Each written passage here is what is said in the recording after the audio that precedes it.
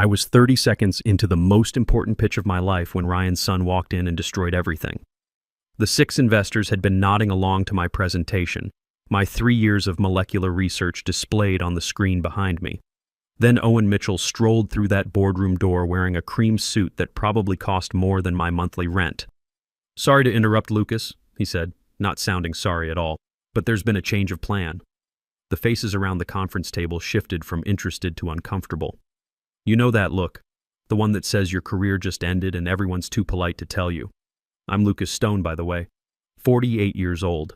I've been breaking my back in labs for 20-plus years, working my way up from community college to this moment. No fancy degrees, no family money, just stubborn determination and a knack for seeing patterns other people miss." Owen glided to the front like he owned the place, which, technically, he did. His father, Ryan, owned Mitchell Biotech Solutions, and nepotism runs deep in family businesses. "My father asked me to share some exciting news," Owen announced, pulling up his own presentation. Mine disappeared from the screen with a casual click. "We've developed an alternative approach that shows significantly better market potential." That's when he said the words that changed everything. "We don't need your ideas anymore." He kept his voice low so only I could hear, then louder to the room. Lucas's work laid important groundwork, but we're taking a more innovative direction. I stood there watching him present concepts that looked suspiciously familiar. Slides that contained ideas I'd scribbled in my personal notebooks during late nights in the lab, ideas I'd never formally shared with anyone. When Owen finished, the investors applauded. Mason Rodriguez, our lead investor, actually stood up. "This is exactly what we hoped to see, much more commercially viable than what we reviewed before." I packed my laptop while they discussed $80 million in funding rounds and expansion plans. Nobody noticed when I slipped my keycard onto the table and headed for the door. Ryan Mitchell caught my eye as I left. The man who'd hired me 4 years ago, who'd said I was the future of his company, now looked right through me like I was already gone. "Enjoy the funding," I said quietly. The shaking didn't start until I reached my parking spot. 3 years of work, my breakthrough innovation, my future, gone. But what hurt most was realizing Owen had studied my research closely enough to steal it wholesale. I drove home calculating what I needed to do before Ryan figured out what I'd been planning. I had maybe 48 hours. See, I grew up watching my mother clean other people's houses, studied at whatever kitchen table we could afford in whatever apartment we lived in that month, clawed through college on scholarships and restaurant tips while other students slept. Ryan hired me despite my background, not because of it. "Fresh perspectives create breakthroughs," he'd said during my interview. For 3 years, I worked 16-hour days developing a method to stabilize volatile compounds for targeted drug delivery. This wasn't just a paycheck, it was my shot at proving I belonged in their world. Then Owen showed up 8 months ago, fresh from some European business school, installed in a corner office with the made-up title Strategic Innovation Director. Ryan introduced him with proud father eyes, telling us how lucky we were for his fresh perspective. I tried to be welcoming, shared my research when Owen asked questions, explained my methodology when he seemed interested, thought he genuinely wanted to learn. "You're brilliant, Lucas," he told me once, leaning against my workstation. "But you don't understand how this industry really works." Turns out those words were both warning and threat. The investor meeting had been scheduled for months, my chance to present directly to the money people. Ryan had personally reviewed my slides, nodded at my results, told me to knock their socks off. Then 3 days before the presentation, Owen started asking detailed questions, wanted to see my latest lab notebooks, needed to understand the commercial applications more clearly. Now I sat in my apartment staring at my cat Newton, who sensed something was wrong. By tomorrow, Ryan would realize what I'd done. Then the real chaos would begin. My phone buzzed. Text from Charlotte, my closest friend in the lab. "What happened? Everyone's talking, but nobody knows anything." Before I could respond, another message popped up, this one from Ryan himself. "We need to talk, now." I turned off the phone and opened my laptop instead. Time to get to work. The next morning felt calm before the storm. I showered, dressed in my best professional outfit, and prepared for the confrontation I knew was coming. My laptop contained everything I needed, proof that would either save my career or end it completely. The security guard looked confused when I arrived at the research park. "Thought you quit yesterday." "Not officially," I said, forcing a smile. The lab buzzed with unusual energy. Conversation stopped when I walked by. Colleagues avoided eye contact. I went straight to my workstation and started packing my personal items, ignoring the whispers. Charlotte appeared at my side. "Ryan's been looking for you since yesterday afternoon. He's losing it. What did you do?" I carefully placed my coffee mug in my bag. Nothing he didn't have coming. "Lucas, this isn't like you. Tell me what's happening." Before I could answer, Ryan's voice boomed across the lab. "Stone, my office. Now." Every eye followed me as I walked to his office. Ryan stood in his doorway, face red with anger, his expensive suit making him look desperate instead of powerful. "Close the door," he snapped. I did, then stood waiting. Small act of defiance, but it mattered. "Where is it?" Ryan demanded. I tilted my head. "Where's what exactly?" "Don't play dumb with me, you know what's missing." "The investors are arriving in an hour to finalize everything. And suddenly we can't access the core stabilization process. Your process." I let his words hang in the air, watching his confidence crack. "I'm not sure what you mean," I said finally. "According to yesterday's meeting, you're going with Owen's approach. My ideas aren't needed anymore, remember?" Ryan's face darkened. "His approach relies on your stabilization process, which is suddenly incomplete in our systems. What did you remove?" I smiled. The kind of smile that comes from holding all the cards while your opponent realizes they've been bluffing with nothing. "I didn't remove anything from company systems, Ryan. That would be unethical." "Then explain why we can't replicate your results this morning." "The investors expect a live demonstration in 60 minutes. The door burst open and Owen swept in, his yesterday confidence replaced with panic. "Dad, the lab team can't." He stopped when he saw me. "What's he doing here?" "Collecting my things," I said calmly, "since you made it clear my ideas aren't needed." Owen looked between me and his father. "You did something. We can't get the stabilization process to work." "That's unfortunate.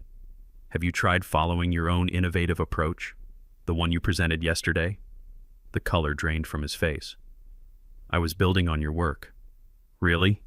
That wasn't mentioned in your presentation. You specifically said you developed an alternative approach." Ryan stepped forward. "Enough games. Fix this and we'll discuss compensation, promotion, whatever you want." "I can't help you, Ryan. As I said, I didn't remove anything from company systems. Everything I developed while employed here remains intact." "Then why isn't it working?" Owen snapped. I checked my watch. "Maybe because science requires understanding, not just fancy slides." I moved toward the door. "I have my own meeting to attend." Ryan blocked my path. "You're not going anywhere until you fix this." I looked up at him steadily. "Are you physically preventing me from leaving? Because that creates a whole different set of problems for you." The threat hung between us. Ryan was ruthless, calculating, privileged. But he wasn't stupid. After a moment, he stepped aside. "This isn't over," he said through clenched teeth. "Actually, it is," I replied. "I quit yesterday, when your son announced my ideas weren't needed anymore." I walked through the lab, feeling their stares. Colleagues who'd been whispering now watched in silence. Most would never dare stand up to Ryan Mitchell. As I reached the exit, Owen's voice rang out. "He sabotaged us. He must have." I didn't turn around. The damage was spreading. Doubt, confusion, fear. The investors would arrive to chaos instead of confidence. Owen's perfect presentation would crumble when they asked for live demonstrations. Outside, I took my first real breath since entering the building. I checked my phone. 3 missed calls from unknown numbers and a text from Charlotte. What just happened? I got in my car but didn't start it. Instead, I watched the main entrance. 5 minutes later, Mason Rodriguez arrived with 2 other investors. Their expensive cars and confident strides spoke of people used to being catered to. They had no idea they were walking into disaster. 10 minutes passed before my phone rang. Unknown number. Lucas speaking. "This is Mason Rodriguez. We need to talk. I'm listening." "Not over the phone." "Where are you?" I looked at the gleaming building. "Close by. Coffee shop across the street." 5 minutes. He hung up. I smiled at my reflection in the rearview mirror. Right on schedule. Mason was already seated in a corner booth when I entered, as far from other customers as possible. His usually perfect appearance showed strain, tie askew, slight sweat on his forehead. I ordered coffee before joining him, taking my time, establishing control through unhurried movements. "What happened in there?" he demanded when I sat down. I sipped my coffee. "You'll have to be more specific." Don't mess around, Lucas. Yesterday, Owen presents a revolutionary stabilization process. Today, nobody can make it work. And Ryan looks like he's having a breakdown. Sounds stressful for them. Mason leaned forward. 6 investors are ready to commit $80 million, but not if this is smoke and mirrors. I nodded. Interesting dilemma. What do you want? He was being direct now, recognizing a negotiation. Want to fix this, to make the process work like it did in all our preliminary reviews. I'm not employed there anymore. That can change. He pulled out his phone. Your salary was $110,000? We can triple that. Stock options too. I shook my head. You're barking up the wrong tree, Mason. His eyes narrowed. What's that supposed to mean? I'm not interested in going back to work for Ryan. Then what do you want? I took another sip, making him wait. You're investing in a specific innovation, right? Yes. A molecular stabilization process for targeted drug delivery. Right. And you've verified this process works? That it's reproducible? He shifted uncomfortably. The preliminary data was solid, but this morning... Suddenly nobody can make it work, I finished. Doesn't that concern you? It would concern me more if I didn't think you were behind it. I smiled. That's quite an accusation. Am I wrong? Let me ask you something, Mason. In yesterday's presentation, who did Owen say developed this process? He frowned, thinking back. He presented it as company innovation. His team's work. I nodded slowly. Interesting. Understanding dawned on his face. You're saying... I'm saying you should be careful where you put $80 million. I stood up, leaving my coffee half finished, especially when the presenter can't actually deliver what he's selling. Wait, Mason reached out but stopped short of grabbing me. We need to continue this conversation. I agree, but not here. I handed him a business card with just a phone number. Call at 3 p.m. if you want to see what actually works. I left him staring at the card. Back at my apartment, my phone lit up with messages. The lab was in complete chaos. Technicians couldn't replicate results that had been consistent for months. Owen was blaming equipment failure. Ryan was threatening to fire everyone if they didn't fix it. Charlotte texted, Ryan just fired Aaron for suggesting the process might be flawed. What's happening? I didn't respond. Instead, I opened my laptop and prepared for my 3 p.m. meeting. Everything had to be perfect. At exactly 3 p.m., my phone rang. Hello, Mason, I answered. Ready to see something that actually works? I'm listening, he replied. But I'm not alone. Who's with you? The entire investment group. After this morning's mess, we need certainty. I smiled. Text me the address. I'll bring everything you need to see. 2 hours later, I stood before 6 of the industry's most powerful investors in a private conference room downtown. No Ryan, no Owen, just me and the work I'd spent years perfecting. Before I begin, I said, setting up my equipment, I want to be clear about something. What you're about to see belongs to me, not to Mitchell Biotech. Mason leaned forward. That contradicts what we heard yesterday. I imagine a lot of things you heard yesterday won't hold up to scrutiny. I launched into my presentation explaining the real methodology behind the stabilization process. I demonstrated results with samples I'd prepared, letting them verify the science themselves. When I finished, silence filled the room. Finally, Mason spoke. This is remarkable work, Lucas, but it raises serious questions about what happened at Mitchell's company. I can answer those questions, I said. But first, are you interested in funding the actual innovation, not just a presentation about it? Another investor, Sophia Turner, spoke up. Are you saying you've established your own company? I have, as of 6 weeks ago. Mason's eyebrows shot up. 6 weeks? Before yesterday's presentation? I nodded. I saw which way the wind was blowing. The process and intellectual property belongs to me personally, developed through independent research using my own resources outside company hours. Ryan will fight that claim, Sophia said. Let him try. I slid a folder across the table. This contains documentation of every step I took to protect my work, verified by independent legal counsel. Mason opened the folder, scanning its contents. You've been planning this for months. I've been protecting myself for months, I corrected. There's a difference. And what exactly happened this morning? Another investor asked. Why couldn't their lab replicate the results? I met her gaze steadily, because they never fully understood the process to begin with. They had my results, but not my methodology. Owen saw the destination, but not the path. That's devastating for them, Mason said slowly. Yes, it is.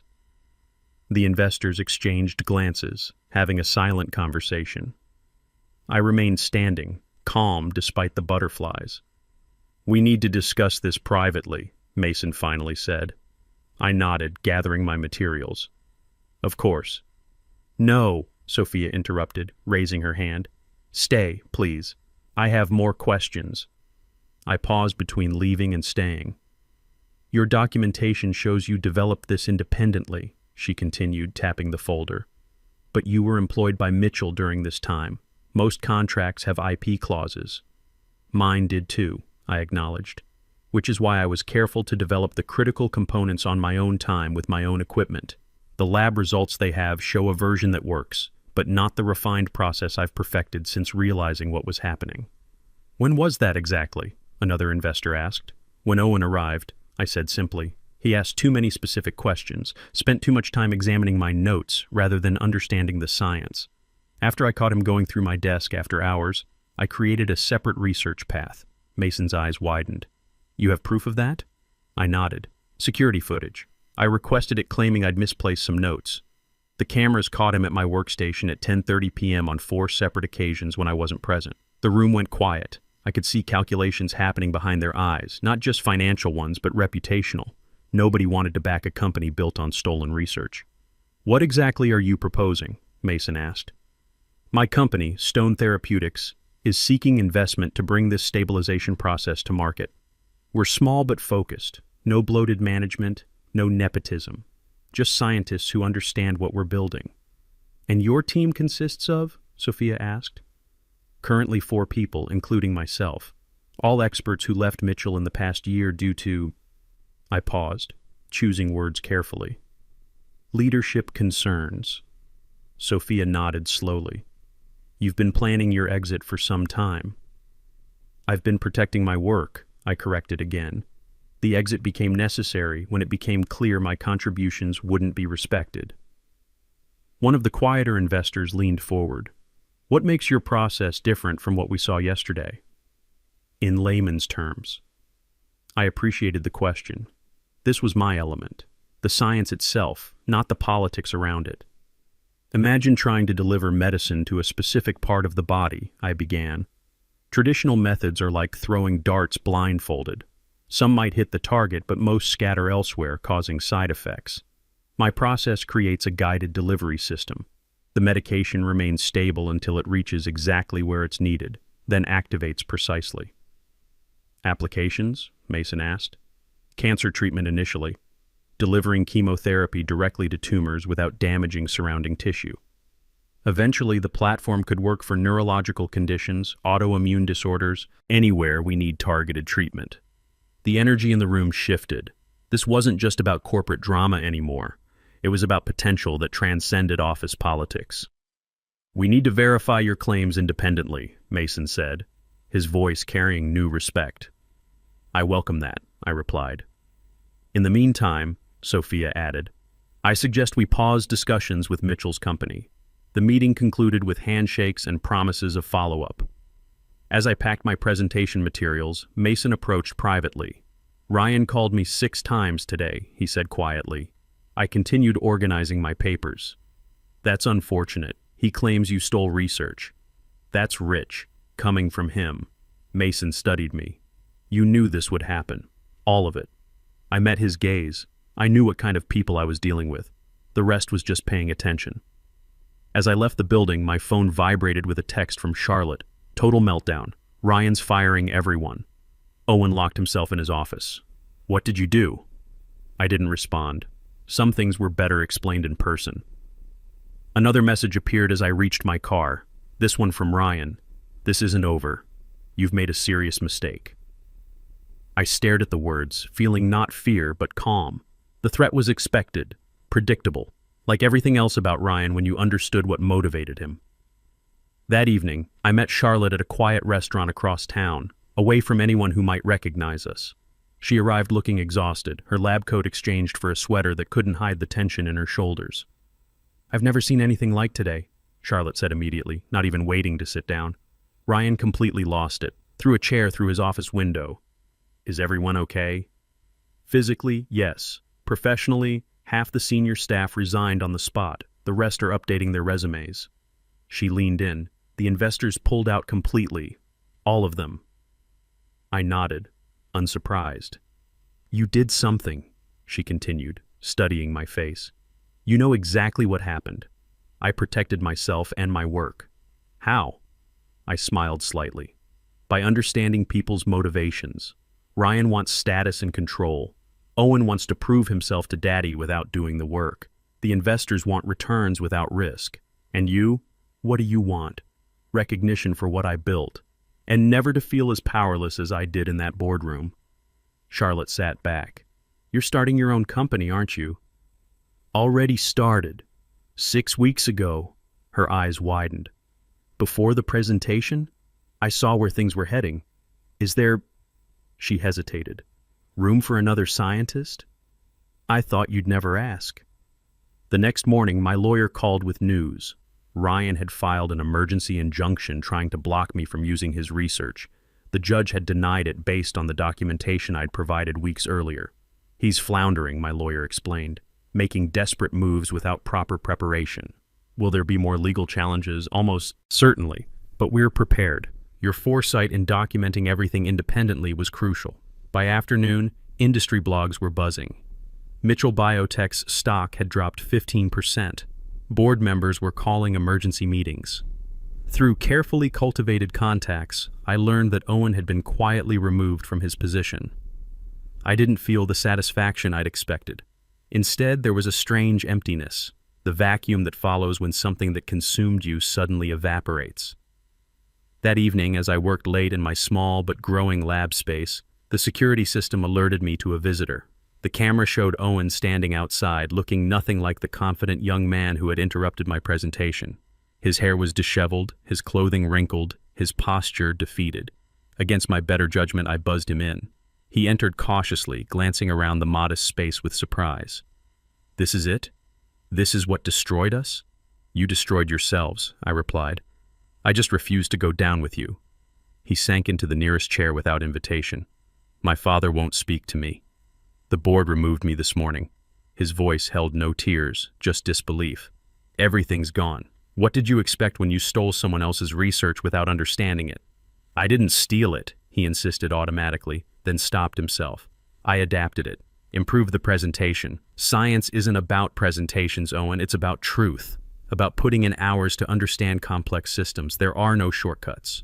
He looked up at me, and for the first time I saw past the privileged exterior to the insecurity beneath. How did you do it? How did you know what would happen? I paid attention to details, to patterns, to people. While you were studying my notes, I was studying you. He winced. The investors are talking to you now, aren't they? I nodded. They won't invest in my father's company even with me gone. The damage is done. Trust once broken is nearly impossible to restore. He stood suddenly. I didn't come here for sympathy. I came to understand what happened. Now you do. As he turned to leave, he paused at the door. You planned all of this from the beginning. No, I corrected. I simply created options for myself while you and your father eliminated yours. After he left, I sat alone in the lab, surrounded by equipment I'd purchased with my own savings. The space was small compared to Ryan's state-of-the-art facility, but it was mine. Every beaker, every centrifuge, every microscope represented a choice to bet on myself when no one else would. 48 hours after Owen interrupted my presentation, everything had changed. Mitchell Biotech was in free fall. The investors were negotiating with me instead, and the research that might help countless patients would continue under my direction. The revenge wasn't in destroying Ryan or humiliating Owen, it was in proving they had never been necessary to begin with. My phone rang. Mason again. The boards finalized their decision, he said without preamble. We're prepared to offer initial funding of $60 million with performance-based additions that could take it to 100.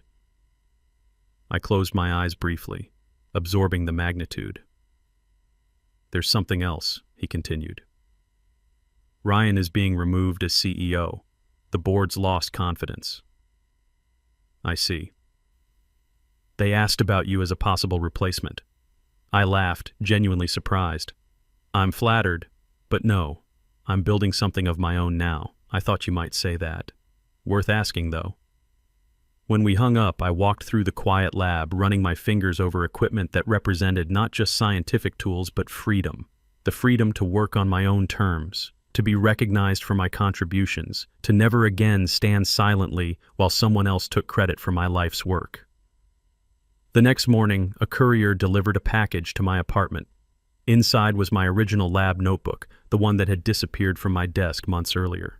A small note accompanied it, written in Ryan's distinctive handwriting. "You've won. Was it worth it?" I closed the notebook, feeling the weight of years of work in my hands. Was it worth it? The question lingered as I prepared for the day, for investor meetings, for the beginning of something new. The answer came that afternoon when Charlotte called to officially accept my job offer, followed by 2 other former Mitchell employees ready to join Stone Therapeutics. "Ready to change the world?" I asked when we gathered in our expanded lab space. Their answering smiles told me everything I needed to know. Yes, it was worth it. Sometimes the best revenge isn't about tearing others down. It's about building yourself up to heights they never imagined you could reach. If this story resonated with you, drop a comment about your own experiences standing up for your work. The satisfaction of proving your worth never gets old.